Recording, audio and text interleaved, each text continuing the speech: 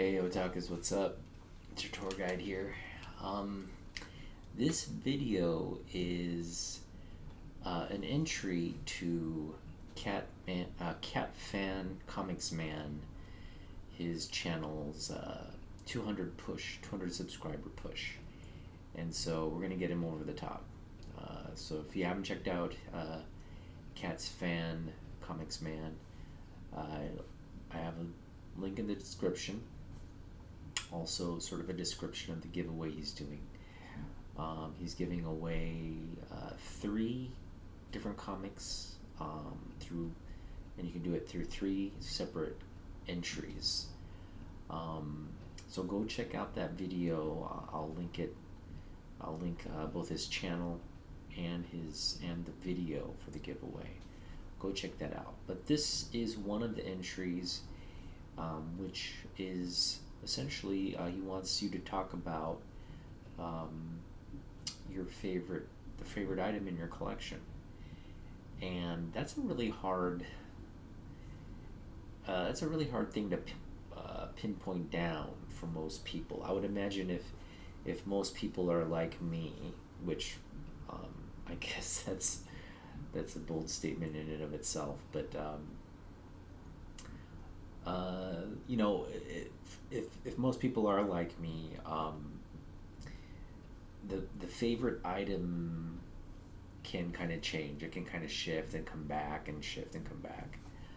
And to be honest, right now, I would say my 3 favorite pieces in the collection are currently at CGC. 3 favorite pieces in the I would even go as far to say my 5 favorite pieces in the collection are at CGC, and it's not really an accident that happened. The story is I got back into collecting last year. We picked up a lot of books, and just this past summer I kind of made a big I made a 9-book submission to CGC, and you know, we were very strategic about it. We were kind of picking up a lot of books, and we decided, okay, these are the 9 sort of top books with decent grades that I want to submit. So I mean, just those 9 books right there could easily kind of fall into my favorites category. It's hard to kind of pinpoint which book is tops among those. There's definitely 2 that come to mind in that 9-book submission, but there's definitely I'd say about 4 total that could easily on any given day be like a favorite of the collection.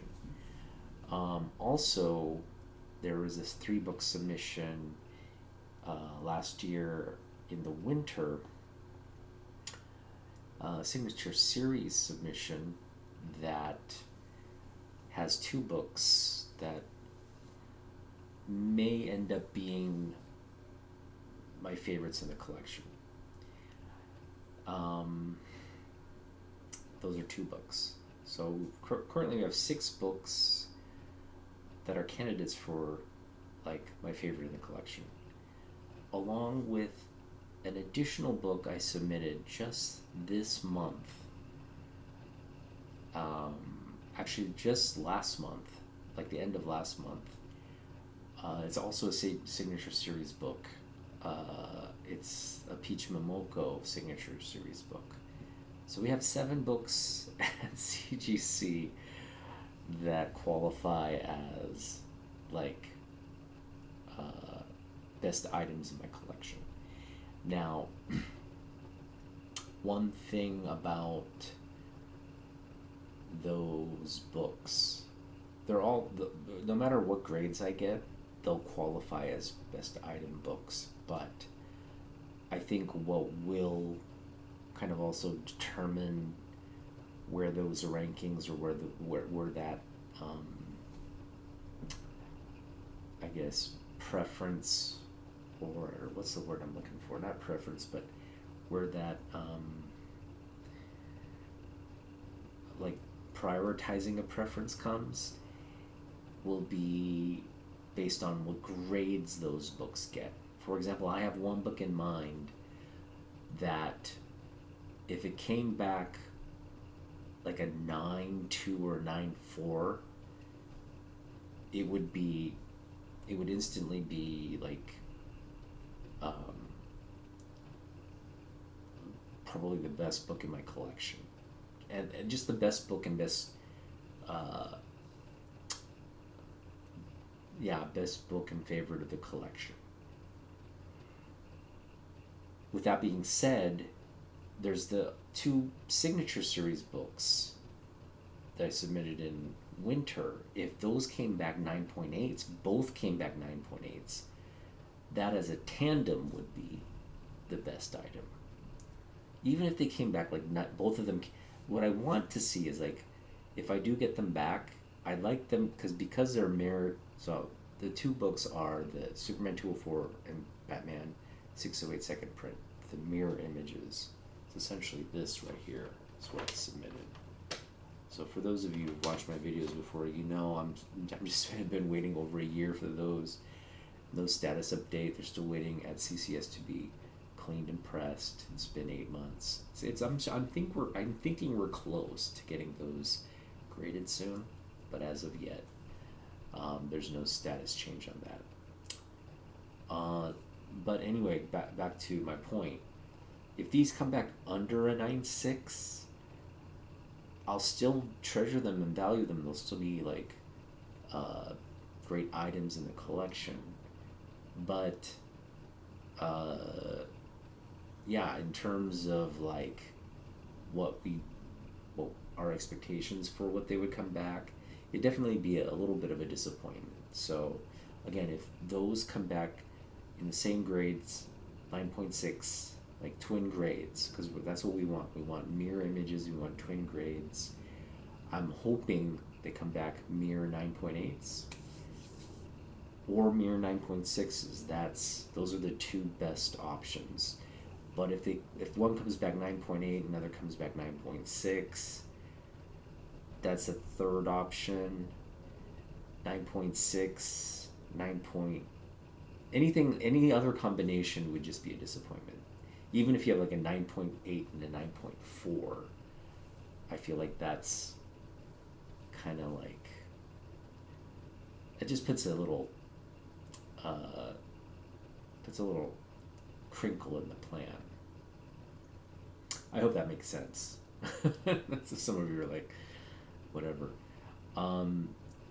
So yeah, the grades will determine how we look at or how they're prioritized in the collection. Because if you have a 9.8, that's something you're going to obviously treasure and put more weight in terms of the value and significance in the collection. Because grading matters. We all as collectors, some of us don't say we don't care about grade, but the hobby does. So if you're a collector in this hobby, sure, you may not care about grade, but you're cognizant of grading, you're cognizant of the value grading brings, and you're cognizant of why it's important to collectors. So, and that's the way I approach my collection as well, and why we graded these books, because we're hoping to get them back in a high grade. And a high grade is anything 8.5 or above for me. That varies for everyone else. Now, some of these books, I knew submitting that they're not going to come back anything over a 9.0. We're hoping for mid grades on some of these older books, so that's fine. I knew when I submitted that they would be lower grade books. But we're all hoping for, and again, most of that submission, we're expecting to be in the 9.0 range. and we'll be pleasantly surprised if we get 9/8 or anything higher, or sorry, 9/6 or anything higher. But I'm not anticipating anything in that collection to be a guaranteed 9/8. There's one book that probably should be, but again, when we do that unboxing, I'll go over what that is. And yes, the last book, the Peach Momoko CGC signature book, that book will not get a 9/8. It will not even get a 9/6 or 9/4, 9/2. I think it'll get an 8/5. I don't know. I'm sure the magazine grading might be just a little different from the comic book grading. I think they might have different standards for what constitutes like gem mint for magazines. Maybe it's more critical, but based off the comic book grading standards that I have, I look at that copy as a solid 8/5. And that's what I think it'll come back as, to be honest. Now, if it gets a 9/0, that I think, if it gets a 9/0, that would constitute that book as probably, it would catapult it as the top item in my collection. Okay. Now, the point of Cat Fan's video was not to go, was not to like talk about the best books or the best series of books in my collection. It was to talk about my favorite item in the collection. So, like I said, I'd love to share have those books in front of me and pick the best item from that. But because I don't have that luxury, I can only share what I currently have in the collection, in terms of the possession I have in the collection.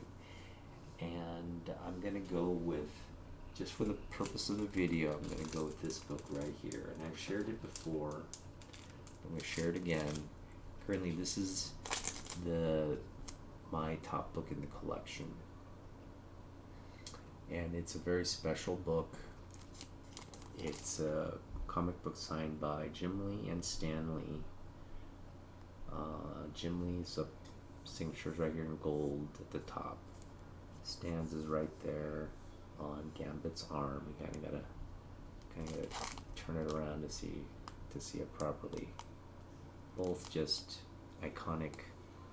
You got Jim Lee's 90s signature, along with this Stanley's, just, it's got flair, Stanley's signature flair there. Yeah, we love this book. This book, it's tough to, the books I have at CGC, definitely are in this sort of category of favorites. I think this one is just special for me because, again, it's the book that kind of solidified the love affair, my love affair with Jim Lee. It's not my first Jim Lee book by any means. My first Jim Lee book is the Captain America Black Widow and Wolverine book, the Knights of Madripoor, or A Night in Madripoor. That was our first Jim Lee book, and of course we collected all the books subsequent to that in that short run, and then it bled into this, so we were kind of picking up Jim Lee books at that point. And then when this came out, this was just like, you just had to get your hands on this book. Now I couldn't afford like all 5 copies at once. What I ended up doing was I got the gatefold, and I think I got this copy and the Wolverine and the Cyclops copy. So I got 3. The gatefold survived and is still in my collection. But the other 2 X-Men copies didn't, are somewhere. Like, again, we did a lot of moving around. We had a lot of stuff. I lost a lot of baseball cards and comic books and toys in boxes, in storage units and boxes. Like, my mom and dad just pretty much threw out a bunch of stuff. They couldn't move it around. And to this day, like, I think one of the things in my collection that there are so many things that I'd love to kind of get back, especially in the sports card arena. I had all these, like, they were cheap sets, like, like the 90s sets, but there were a lot of rookies in there, like Derek Jeter rookies, Chipper Jones rookies, Ken Griffey Jr. cards, just things of that nature, just like binders and boxes of those things that were thrown out, comics included. What else? Thing that I really miss from my kind of collection of things is my first edition of Stephen King's The Shining. I got that at a used bookstore, and I love that book. I love that story. I was probably I want to say I was in like 6th grade when I read that. It was like 6th grade or middle school when I read that. It scared the bejesus out of me, but it was such a good book. And that was before I had any inkling or clue of what the movie was, or I never saw the movie, didn't even know who Stanley Kubrick was. I just read that book. Again, it freaked the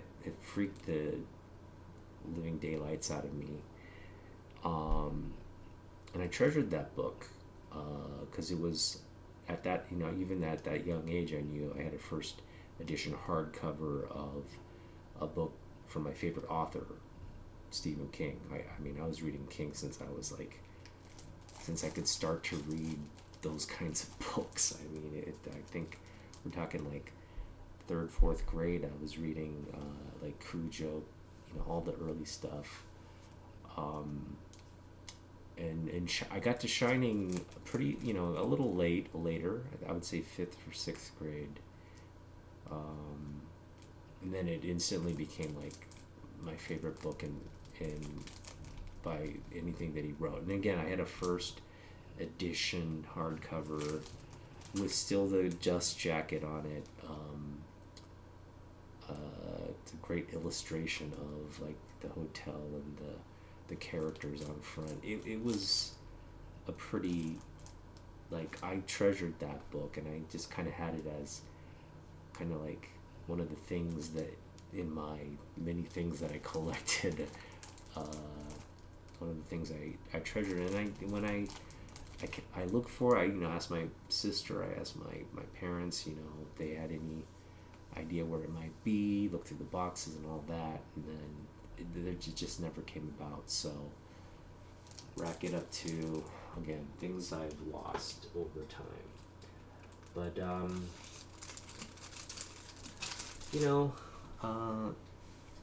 it is what it is. I'm not the only one to have had valuable toys. And like, I had all the Transformer, I had the Optimus Prime, I had the Snake Eyes, I had like Luke, Darth Vader, Han Solo, Star Wars character. I had all that. And if I had just kept it, in a really nice condition and kept it to now, it'd be worth a lot of money. But those kinds of things happen, like you just, as a kid, I remember I'm just gonna go over like the GI Joe figures I had. I had the Timber, the redesigned Snake Eyes. I never had the original, and I also had the redesign. I had the original Storm Shadow, and also the camouflage Storm Shadow. I had Quick Feet? Quick Kick. I had Quick Kick. I had the orange flamethrower guy. I forget his name. I think it was I forget his name. I had the it was like a jet. It was like kind of like a jet that also landed in water, and it could drop the diving guy, the SEAL, the Navy SEAL looking dude in the water. I had that. Then I lost the figure, so I only had the vehicle. That was the only vehicle I had. I didn't have a big toy collection. What else did I have? I'm like blanking on a few things right now. No. I think that's all I had in terms of G.I. Joe. Yeah. And in terms of Transformers, we had a lot. I had Optimus Prime. I had Bumblebee. I had Sideswipe. I had an Insecticon, like the Beetle Insecticon. I had this thing that looked like Jetfire. You know, Jetfire is a big kind of transformer, but it was based off the design of Macross, which is the jet robot from the Japanese. They call it Robotech, but in Japan they call it Macross. And Macross, there was this like tiny Macross transformable robot from Korea that I got. So that was kind of like one of my Transformers. Not really a Transformer, but it's kind of like the fake Transformer. What else did I have?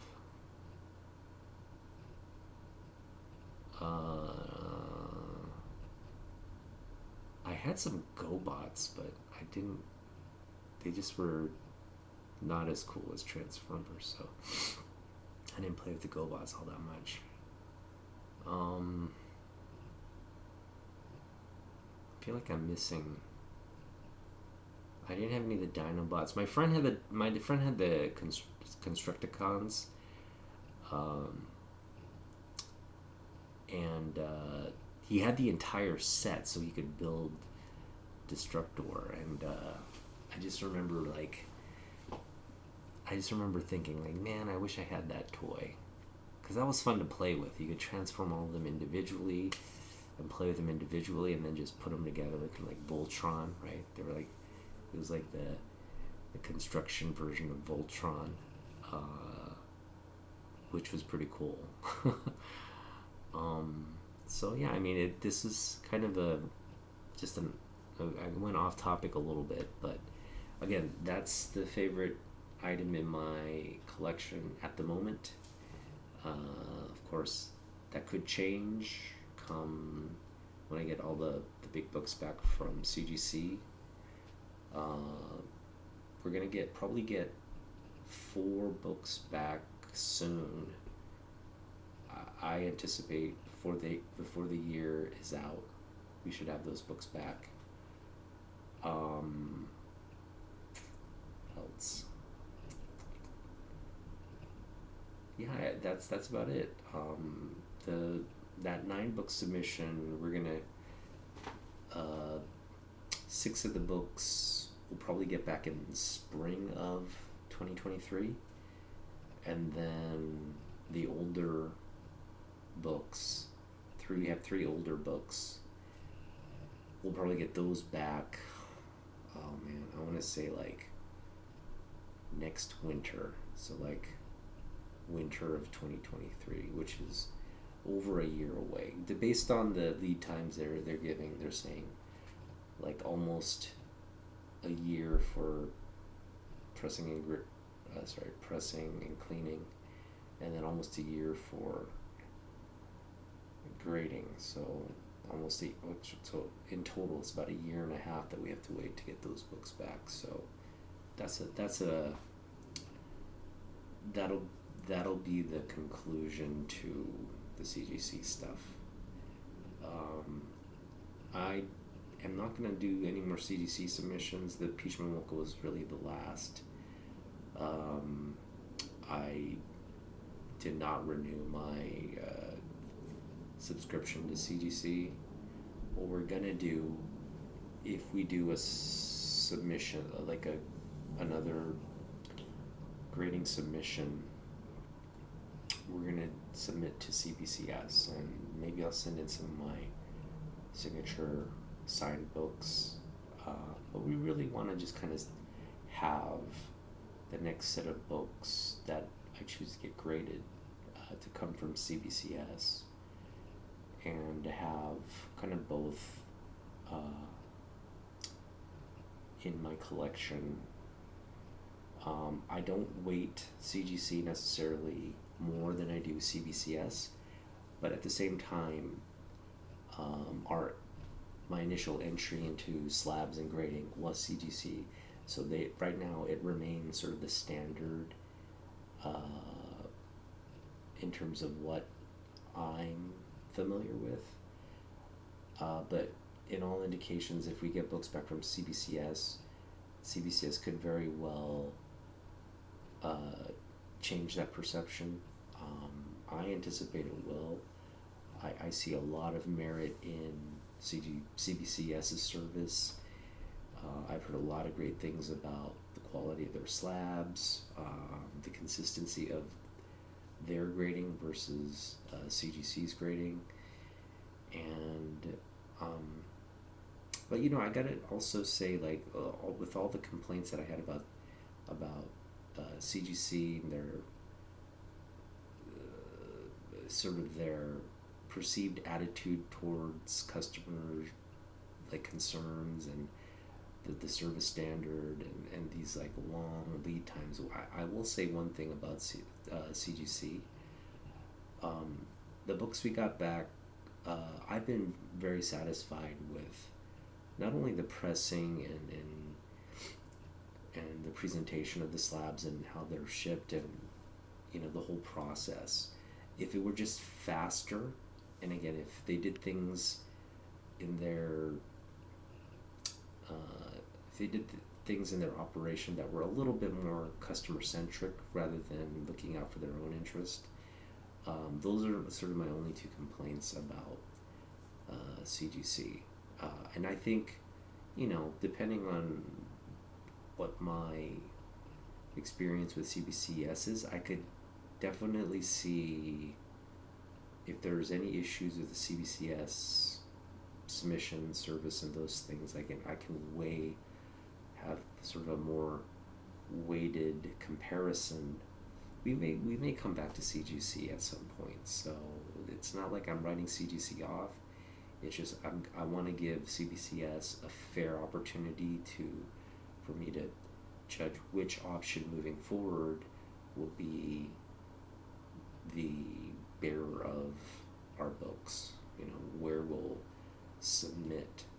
Because what we want to do is we want to ultimately have, for the future of this hobby, for the future of the books I bring in, and what we want to get graded and submit for grading, which I'm sure will end up being, maybe a few books a year,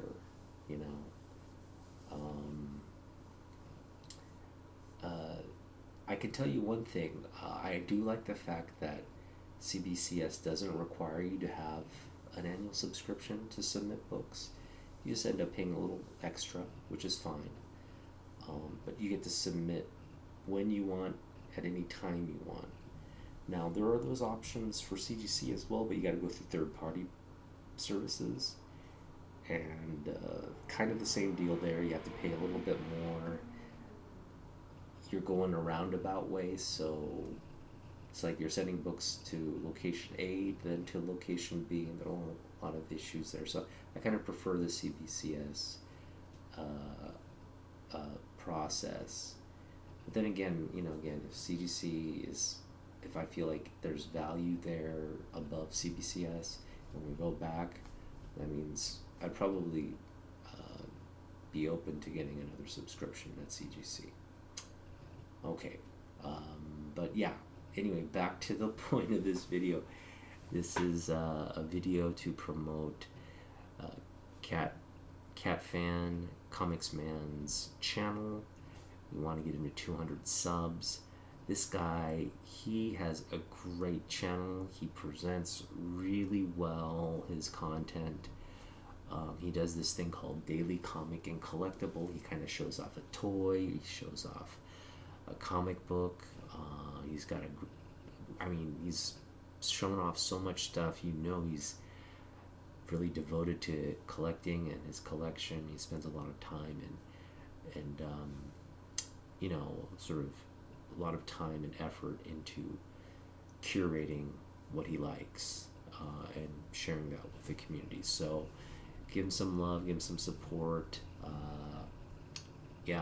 I'm glad I'm subbed up to him, and I'm glad he's giving us an opportunity to promote and also win a valuable comic book that he's given away. So go check out his channel, give him a sub. Let's get him over 200. All right, that does it for me. See you next time, otakus. Tour guide out.